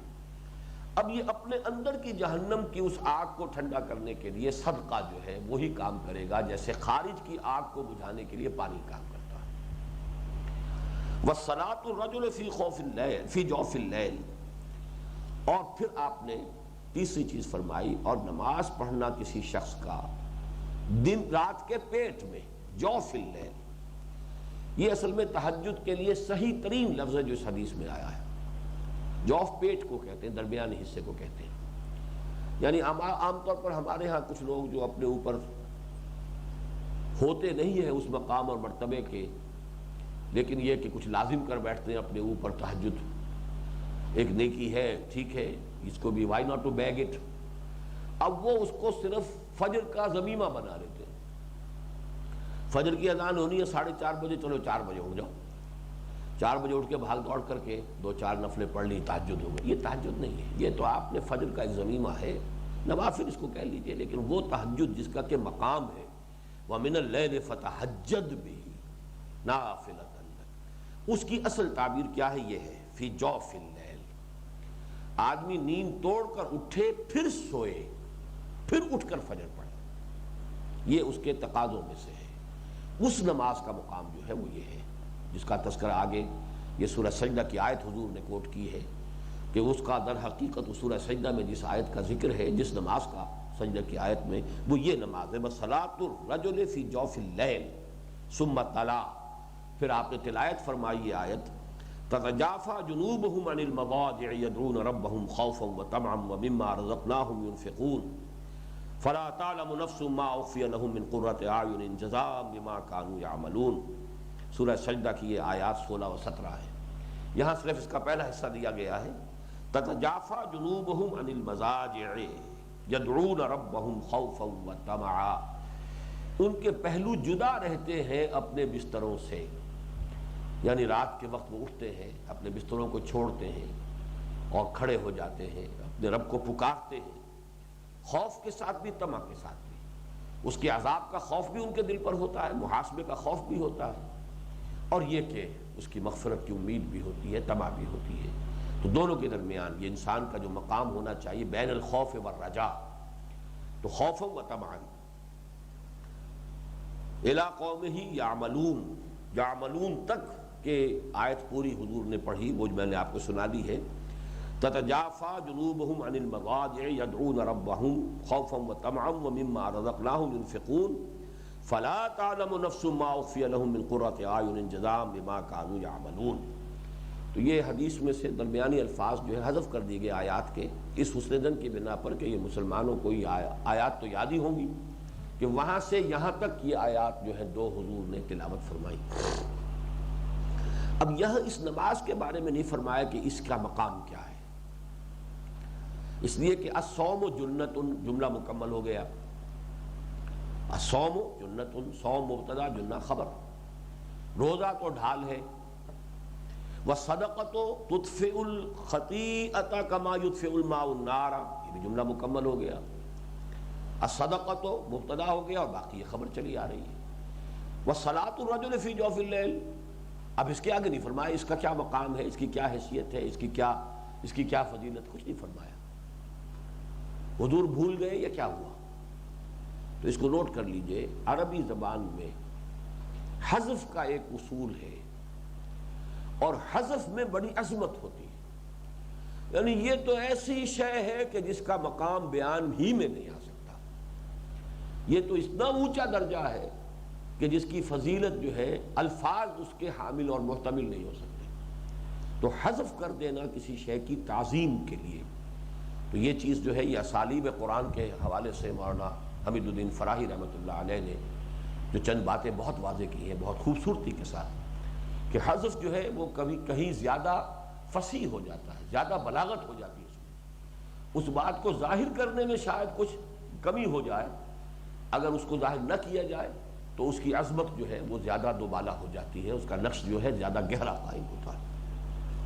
وَصَلَاةُ الرَّجُلُ فِي جَوْفِ اللَّيْلِ ثُمَّ تَلَا، یہ آیت جو ہے ہم یہ کہہ سکتے ہیں نمبر 2 کہ اس آیت کو حضور صلی اللہ علیہ وسلم نے اس کی خبر قرار دیا ہو، فَلَا تَعْلَمُ نَفْسٌ مَا أُخْفِيَ لَهُم مِّن قُرَّةِ أَعْيُنٍ، یہ گویا کہ اس کی خبر ہو، واللہ اعلم۔ ثم قال، اب یہ درمیانی جو حصہ تھا اس حدیث کا، یہ وہ جو ہم پڑھ چکے ہیں طویل حدیث جو منتخب نصاب میں ہے، ہمارے مطالعہ قرآن حکیم کے منتخب نصاب میں، اس میں یہ ٹکڑا نہیں تھا۔ میں نے بہت شروع میں آپ کو حدیث جبرائیل کے حوالے سے بھی بتایا تھا کہ حدیث کے بارے میں یہ بات اچھی طرح سمجھ لیجئے کہ اس کے رپورٹنگ میں کچھ نہ کچھ کمی بیشی، کچھ آگے پیچھے ہو جانا بالکل فطری ہے، یہ لفظاً اس طرح محفوظ نہیں ہے جیسے قرآن محفوظ ہے، معنن محفوظ ہے لیکن لفظاً محفوظ نہیں ہے، معنن بھی تمام حدیثیں نہیں، مطلب جو حدیث متفق علیہ ہے، جو حدیث صحیح ہے، محدثین کے معیار جنہوں تعدیل کو اوپر پوری اتر آئی ہے، وہ معنن تو محفوظ ہے لیکن لفظاً ہم اس کو بھی نہیں کہہ سکتے، جس کی سب سے بڑی دلیل یہ ہے، اس کے بارے میں تو ہم کہہ سکتے ہیں امکان ہے کہ یہ جو بات حضرت معاذ بن جبل فرما رہے ہیں حضور نے کسی اور موقع پر بھی یہ بات کہی ہو، راوی ایک ہی ہے، لیکن وہ جو موقع تھا سفر تبوک کے دوران جبکہ خاص تخلیہ حاصل ہو گیا تھا، گفتگو وہ ہوئی ہو جو اس حدیث میں آئی ہے، کسی اور موقع پر بھی یہ مکالمہ ہو سکتا ہے جس میں یہ بات آئی ہو، لیکن حدیث جبرائیل کے حوالے سے میں نے خاص طور پہ اسی لیے آپ کو بتایا تھا کہ وہ واقعہ تو ایک ہی مرتبہ ہوا، اس میں کوئی امکان ہی نہیں ہے کہ 2 بار وہ واقعہ ہوا ہو، اور صحابہ کی مجلس میں ہوا۔ آج بھی میں نے جب تذکرہ کیا تھا تو مجلس میں حاضر ہو کر کے الفاظ استعمال کیے تھے، اب اسی مجلس میں عمر بھی ہے، عبداللہ ابن عمر بھی ہے، عبداللہ ابن عباس بھی ہیں، ابو ہریرہ بھی ہیں، سب کے سب اسی مجلس میں موجود ہیں، لیکن جیسے یہ کہ میں جو کچھ کہہ رہا ہوں 4 آدمیوں سے 1 گھنٹے کے بعد آپ پوچھیں گے تو ان کے الفاظ علیحدہ ہو جائیں گے، چاہے مفہوم ایک ہو، کچھ نہ کچھ تو فرق ہو جائے گا۔ اسی طریقے سے ہم دیکھتے ہیں اس حدیث کے الفاظ میں بھی فرق ہے، ان تعبد اللہ کانک تراہ، ان تخشى اللہ کانک تراہ، ان تعمل للہ کانک تراہ۔ اسی طریقے سے حدیث کا جو آخری حصہ پھر آتا ہے اس میں تو بہت ہی اختلافات ہیں، بعض جگہ معلوم ہوتا ہے کہ حضور صلی اللہ علیہ وسلم نے فرمایا کہ واپس لاؤ اس شخص کو، اور جب وہ دیکھا گیا تلاش کیا گیا کہ تو کہیں نہیں مل رہا تھا، آپ نے کہا او ہو یہ جبرائیل تھے جو تمہیں تمہارا دین سکھانے آئے تھے، اور یہ پہلی مرتبہ ہوا ہے کہ میں بھی ان کو پہچان نہیں سکا۔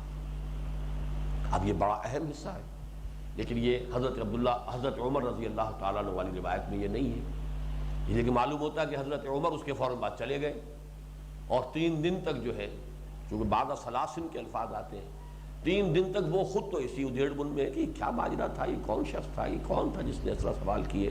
پھر جب ملاقات ہوئی حضور سے تو حضور نے پوچھا، شاید آپ کو اندازہ ہو گیا ہوگا کہ عمر کے چہرے پہ کوئی الجھن کے آثار ہیں، شاید اسی واقعے کے بارے میں وہ الجھن ہے، کیا عمر اتدری من السائل، تمہیں پتہ بھی چلا کہ نہیں کہ وہ سائل کون تھا؟ عرض کیا کہ اللہ و رسول عالم، اللہ اس کا رسول جانتے ہیں، مجھے تو نہیں معلوم۔ پھر آپ نے فرمایا انہ جبریل، وہ تو جبرائیل تھے۔ تو حدیث کے اختتام کے اندر بڑا فرق ہے، اور ظاہر بات ہے ڈسکرپشن ہے، ڈسکرپٹیو جو ہے شروع کے حصے میں بھی فرق ہوگا، بلکہ بعض تو اس کے اندر فرق اس درجے تک ہے کہ پہلا سوال بعض روایات کی روح سے ایمان کا تھا، اخبرنی عن الایمان، اور دوسرا تھا اخبرنی عن الاسلام، گویا کہ ترتیب بھی مختلف ہو جاتی ہے۔ اس میں بھی ایک حکمت مجھے نظر آئی کہ یہ دونوں ترتیبیں صحیح ہیں، مکے میں ایمان پہلے آیا، اسلام بعد میں آیا، اور ہم مسلم پہلے ہوتے ہیں، مومن تو پھر جس کو بھی نصیب ہو جائے مومن ہونا وہ تو پھر بڑی بات ہے، مسلم تو ہم پیدائشی ہیں، ہمارے ایک کان میں اذان دوسری میں اقامت جو ہے پیدا ہوتے ہی کہی گئی ہے۔ اللہ، رسول، جنت، دوزخ، یہ نام ہم نے اپنے والدین سے سیکھ لیے ہیں۔ 5 برس کے نہیں ہونے پاتے ہیں بچے، 2 2.5 برس کے بچے بھی والدین کے ساتھ جو ہے الٹا سیدھا ہونا شروع کر دیتے ہیں، نماز پڑھنے کے لیے کھڑے ہو جاتے ہیں ہاتھ باندھ کے۔ تو گویا کہ ہمارے لیے تو پہلے اسلام ہے پھر ایمان ہے، جس کو بھی نصیب ہو جائے۔ بہت شاذ ہیں وہ لوگ جنہیں وہ ایمان نصیب ہو جائے، لیکن اسلام تو آ گیا نا پہلے۔ اور یہی بات کہی ہے محمد مارگریٹ پکتھال نے، بڑی ہی ذہانت کی بات ہے یہ، میرے علم میں نہیں ہے کہ کسی اور شخص کا ذہن ادھر گیا ہو یا کسی اور شخص نے یہ بات کہی ہو۔ اس نے جو پریفیس لکھا ہے اپنے ترجمہ قرآن کا، دی گولڈن قرآن غالباً نام ہے اس کا، گلوریس قرآن، دی گلوریس قرآن، اس کا جو پریفیس ہے، ایک تو یہ کہ سیرت النبی پر اتنا کانسائز، اتنا صحیح، اتنا مختصر آپ کو شاید کوئی بیان نہ ملے، شاید 30 صفحے بنتے ہیں اس کے، لیکن سیرت کا بہترین جو ہے وہ اس کی تعبیر ہے۔ پھر اس ایشو کو بھی اس نے ڈسکس کیا ہے کہ کیا وجہ ہے کہ جو صورتیں 12-13 برس بعد جا کر نازل ہوئی، شروع میں ان کو رکھ دیا قرآن مجید میں۔ سورہ بقرہ مدینے میں پہلی صورت ہے، لیکن یہ کہ 13 برس تو گزر چکے نا مکے کے۔ سورہ آل عمران اور 1 سال بعد، سورہ نساء اور 2 سال بعد، سورہ مائدہ اور 1 سال بعد، تو یہ جو ہے شروع میں، اور بالکل شروع میں نازل ہونے والا قرآن جو ہے وہ آخر میں رکھ دیا گیا۔ یہ کیا وجہ ہے؟ انہوں نے یہ کہا ہے کہ وہ ہے ایمان کی مباحث پر مشتمل، اور ترتیب جو تاریخی ہے وہ یہی ہے کہ پہلے ایمان سکھایا گیا پھر اسلام آیا، لیکن جب اسلام نے ایک ریاست اور معاشرے کی شکل اختیار کر لی تو اب ترتیب الٹی ہو گئی، اب پہلے کوئی شخص مسلمان ہوتا ہے پھر اسے ایمان جو ہے وہ حاصل ہوتا ہے۔ تو اب یہی ترتیب مجھے اس روایت کی یہ 2 جو ترتیبیں ہیں اس کے اندر یہ حکمت نظر آتی ہے کہ ایک میں ایمان پہلے پھر اسلام پھر احسان، دوسری میں جو ہم نے پڑھی ہے حضرت عمر رضی اللہ تعالیٰ عنہ سے جو روایت ہے، پہلا سوال ہے اخبرنی عن الاسلام، دوسرا اخبرنی عن الایمان، تیسرا اخبرنی عن الاحسان۔ تو اسی طریقے سے میں نے یہ بیان کر رہا تھا کہ یہ فرق جو ہے یہ ایک اور گواہی ہے کہ اب یہ ہو سکتا ہے کہ یہ وہی واقعہ ہو، لیکن اس وقت اس کے بیان کرنے میں یہ حصہ رہ گیا جو حضور صلی اللہ علیہ وسلم نے مزید بتایا۔ ثم قال، اب یہ الفاظ تقریباً وہی ہیں جو اس حدیث میں بھی تھے، الا اخبرک براس الامر وعمودہ وذروۃ السنام منہ، ذروۃ السنام، ذروۃ سنام ہی یہاں الفاظ ہیں۔ پھر حضور نے فرمایا الا اخبرک، کیا میں تمہیں باخبر نہ کروں؟ یہ کون سا باب ہے جی؟ اخبر یخبر اخبارا، باب افعال۔ الا اخبرک براس الامر، راس جڑ کو بھی کہتے ہیں، سرا جڑ، براس ہذا، اسی لیے کہ درخت کی جڑ کو راس کہتے ہیں، راس الامر۔ اچھا وہاں کچھ یاد ہے کیا الفاظ تھے؟ ان شئت حدثتک یا معاذ، اے معاذ اگر تم چاہو تو میں تمہیں یہ بھی بتاؤں۔ یہاں پر وہ ان شئتا نہیں ہے، اور پھر حضرت معاذ کا یہ عرض کرنا، بلا یا رسول اللہ، بے ابی انت و امی یا رسول اللہ، اے اللہ کے رسول میرے ماں باپ آپ پر قربان ہو، ضرور فرمائیے۔ وہ تفصیل یہاں نہیں ہے، لیکن بات وہی ہے، الا اخبرک براس الامر وعمودہ وذروۃ سنامہ، یا ذروۃ سنامہ، یہ لفظ دونوں طرح ٹھیک ہے، زال کی زبر کے ساتھ بھی زیر کے ساتھ بھی۔ ذروۃ سنامہ ہی، چونکہ یہاں پہ مجرور آ رہی ہے جو ضمیر، اور اس سے یہ مضاف ہو گیا، اس لیے الف لام نہیں لگ سکتا۔ اگر ہی نہ ہوتا تو ضربت السلام ہوتا، ضربت السلام۔ کیا میں تمہیں نہ بتا دوں کہ اس امر، یہ جو ہمارا امر ہے، ہمارا معاملہ ہے، یہ امر کا لفظ بہت ہی وسیع ہے، یعنی کل دین، اس کی چوٹی کیا ہے، اس کا عمود کیا ہے، اس کی جڑ کیا ہے۔ جیسے درخت ہے درخت کا ایک ستون کی طرح جو ہے تنا کھڑا ہوا. آم کا درخت ہے اس کا تنا ہے، نیم کا درخت ہے اس کا تنا ہے، وہ ستون کے مانند عمود. اور اس کے اوپر جو ہے ہر درخت کی جس چیز کے لیے بھی درخت لگایا جاتا ہے وہ اگر پھلدار ہے، پھولدار ہے، تو وہ پھل اور پھول تو اوپر ہی آئے گا، تنے پر تو نہیں آتا، وہ اوپر چوٹی پر آتا ہے. جو اصل حاصل ہے جس کے لیے کہ وہ درخت لگایا گیا ہے. آم کا درخت ہے، آم نہ جڑ میں لگے گا نہ وہ تنے میں لگے گا، وہ تو لگے گا جا کر چوٹی پر، اوپر لگے گا.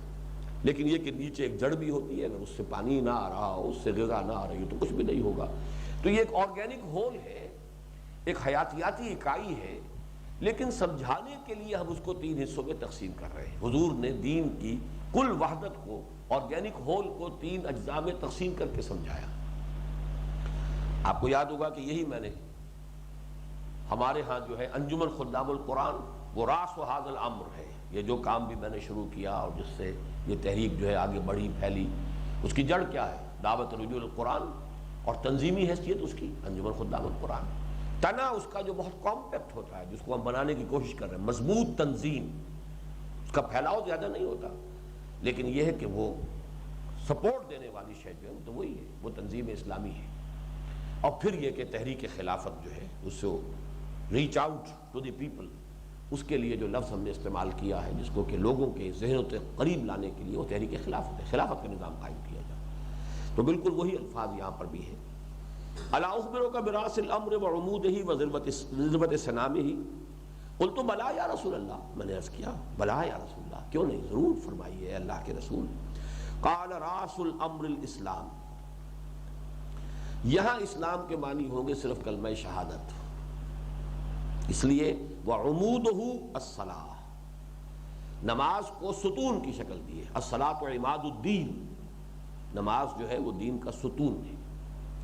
وہاں اس حدیث میں تھا اقام الصلاۃ و ایتاء الزکوٰۃ، وہ 2 کو بنا. تو اصل میں اصل مفہوم کو دیکھیے، جڑ کیا ہے؟ وہ کلمہ اسلام ہے، جیسا کہ وہ حضرت مقداد والی روایت میں آیا ادخلہ اللہ کلمۃ الاسلام. کوئی گھر نہیں بچے گا، نہ اینٹ گارے کا بنا ہوا، نہ ہی کوئی خیمہ رہے گا جس میں اللہ تعالیٰ کلمہ اسلام کو داخل نہ کر دے. تو یہاں پر بھی اسلام سے مراد وہ کلمہ اسلام ہے، اشہد ان لا الہ الا اللہ واشہد ان محمد رسول اللہ. اسی لیے میں نے آج شروع میں وضاحت کی تھی کہ ایک تعبیر اسلام کی صرف کلمہ شہادت ہے. ایک تعبیر اس سے آگے آئیے تو 3 چیزیں شامل ہو جائیں گی، کلمہ شہادت، نماز اور زکوٰۃ. لیکن اس کی عمومی تعبیر جو ہے معاشرے کے اندر اس کے جن کو ہم کہیں گے کہ یہ اسلام کے شاعر ہیں، وہ پھر کلمہ شہادت، نماز، روزہ، حج اور زکوٰۃ. تو یہ 3 مراحل اسی لیے میں نے آج پوری طریقے سے پہلے بیان کر دیے تھے. قال راس الامر الاسلام وعمودہ الصلاۃ، اور اس کا تنا یہ نماز ہے. وضربۃ سنامہ الجہاد، اور اس کی چوٹی جو ہے وہ جہاد ہے. یہ تفصیل سے آ چکا ہے اس حدیث کے اندر، ہم اس پر گفتگو کر چکے ہیں. قال الا اخبرک بملاک ذلک کلہ، بملاک ذلک کلہ یا ملاک ذلک کلہ، ملاک ذلک کلہ. تو کیا میں تمہیں اس کی بھی نہ خبر دے دوں؟ ان تمام چیزوں کا سردار، ان تمام چیزوں کو جمع کرنے والی، جوڑنے والی، ان سب کو اپنے احاطے میں لے لینے والی شے کیا ہے؟ یہ ایک اور اہم حقیقت ہے جو اس حدیث میں سامنے آ رہی ہے، اضافی. قلت بلا یا رسول اللہ، میں نے عرض کیا ضرور اے اللہ کے رسول، ضرور فرمائیے. ان تمام چیزوں کو جوڑنے والی شے کون سی ہے؟ فأخذ بلسانه وقال کف علیک بہذا، کف علیک ھذا. حضور نے اپنی زبان مبارک پکڑی خود یوں اور فرمایا اس کو روک کر رکھو، تھام کر رکھو. کف علیک ھذا، یعنی یہ کہ زبان کو قابو میں رکھو، اس سے کوئی لا یعنی لفظ نہ نکلنے پائے، کوئی بے معنی، کوئی تہمت، کوئی الزام تراشی، کوئی غیبت، بیکار کی بات. وہ جو ہم نے پڑھا ہے اس سے پہلے کہ لغو سے بھی اعراض کرتے ہیں، والذین هم عن اللغو معرضون. وہ معصیت نہیں ہے، بیکار سے، بیکار باتوں میں زبان درازی ہو رہی ہے، چل رہی ہے زبان، قصہ گوئی ہو رہی ہے، خام خواہ کی سویٹ ڈش کے طور پر جو ہے غیبتیں کی جا رہی ہیں کسی بھی کھانے کے بعد. کف علیک ھذا، اس کو روک کر رکھو. قلت یا نبی اللہ وَإِنَّا لَمُؤَاخَذُونَ بِمَا نَتَكَلَّمُ بِهِ. قلت یا نبی اللہ، حضرت معاذ فرماتے ہیں کہ پھر میں نے عرض کیا ہے اللہ کے نبی، وَإِنَّا لَمُؤَاخَذُونَ، یہاں مراد ہے أَإِنَّا لَمُؤَاخَذُونَ، کیا ہمارا مواخذہ ہوگا اس پر بھی جو ہم کہتے رہتے ہیں، بِمَا نَتَكَلَّمُ بِهِ، جو ہم گفتگو کرتے رہتے ہیں، ایسے ہی خوش گپیاں کرتے رہتے ہیں، زبان سے جو بھی کچھ کہتے رہتے ہیں، کہ اس پر بھی مواخذہ ہوگا. اب یہاں دیکھیے یہ بہت ہی عرب کا بہت محبت آمیز انداز ہوتا ہے، بہت بے تکلفی کا، بہت شفقت آمیز. سکلت کا امو کا یا معاذ، اے معاذ تمہیں تمہاری ماں روئے یا تمہیں تمہاری ماں کھوئے. مطلب یہ کہ یہ اگرچہ ویسے تو بڑی سخت بددعائیہ ایک بات ہے، لیکن یہ کہ یہ عام گفتگو کا ایک انداز عربوں کا ہے جو بہت ہی ایک دوسرے کے ساتھ پیار اور شفقت کے انداز میں کسی کو ملامت کرنے کے لیے، کیا بات کی تم نے، تو تمہیں تمہاری ماں روئے، تم نے یہ کیا کہا. سکلت قومک یا معاذ وَهَلْ يُكِبُّ النَّاسَ فِي النَّارِ عَلَى وُجُوهِهِمْ أَوْ قَالَ عَلَى مَنَاخِرِهِمْ إِلَّا حَصَائِدُ أَلْسِنَتِهِمْ. کیا لوگوں کو آگ میں اودے منہ ڈالے گی یا ان کے ناکوں کے بل ڈالے گی کوئی اور شے سوائے ان کی زبانوں کی کھیتیوں کے. حسائد کہتے ہیں، جنت کے مقابلے میں لفظ آتا ہے حسید، حب الحسید، یعنی زمین سے جو نباتات پیدا ہوتی ہے ان کی دو قسمیں ہیں. ایک وہ ہے کہ پودا لگا رہے، صرف آپ نے پھل اتار لیے، ہر موسم میں پھل آ گیا، آم آ گیا، آم آپ نے اتار لیا، آم کا درخت جو کا تو کھڑا ہے، اگلے سال پھر اس کے اندر بھی درخت لگ جائے گا، اس میں آم لگیں گے. ایک ہے گندم کی فصل ہے، وہ پوری کاٹ لی جاتی ہے، وہ جو فصل کٹ جاتی ہے وہ حسید کہلاتی ہے، وہ فصل کے جو پوری کی پوری کاٹ لی جاتی ہے. تو حسائد السنتہم، السنہ جمع ہے لسان کی، لوگوں کی زبانوں کی کھیتیاں.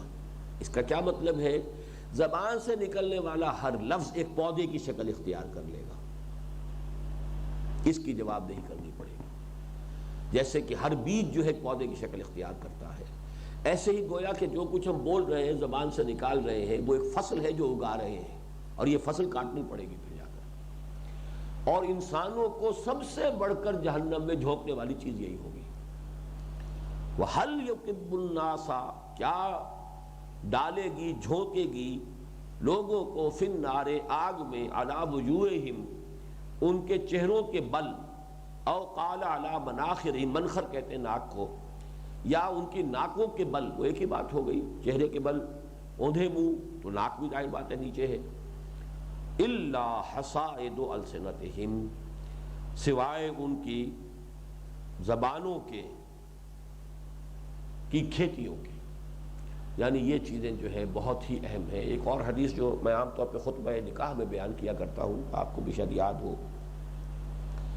حضور نے فرمایا کہ مجھے دو چیزوں کی ضمانت دے دو. انسانی وجود میں دو عضو جو ہیں، بڑے چھوٹے چھوٹے عضو ہیں، لمبی چوڑی ٹانگیں ہیں، بازو ہیں، یہ ہے وہ ہے، لیکن دو عضو ہیں چھوٹے ہیں. مجھے دو کی ضمانت دے دو کہ اس کا غلط استعمال نہیں ہوگا، تو جنت کی ضمانت میں دیتا ہوں. ایک وہ جو تمہاری دونوں گالوں کے درمیان ہے، یعنی زبان، اس کی ضمانت دے دو کہ اس کا غلط استعمال نہیں ہوگا. اس کو ہلانے میں کوئی وقت نہیں لگتا، کوئی دیر نہیں لگتی، جو چاہا منہ میں آیا بک دیا. لیکن یہ پتہ نہیں کہ اس کا اب جواب دہی ہو گئی، لکھ لیا گیا ہے. ما یلفظ من قول الا لدیہ رقیب عتید، جو بات بھی نکلتی ہے اس کو ایک چوکنا جو ہے، چوکیدار موجود ہے جو لکھ رہا ہے. دوسرے آپ نے فرمایا جو تمہاری دونوں رانوں کے درمیان ہے، شرمگاہ ہے، اس لیے کہ شہوت کا جذبہ بھی انسان کے اندر جو ہے بہت قوی ہے.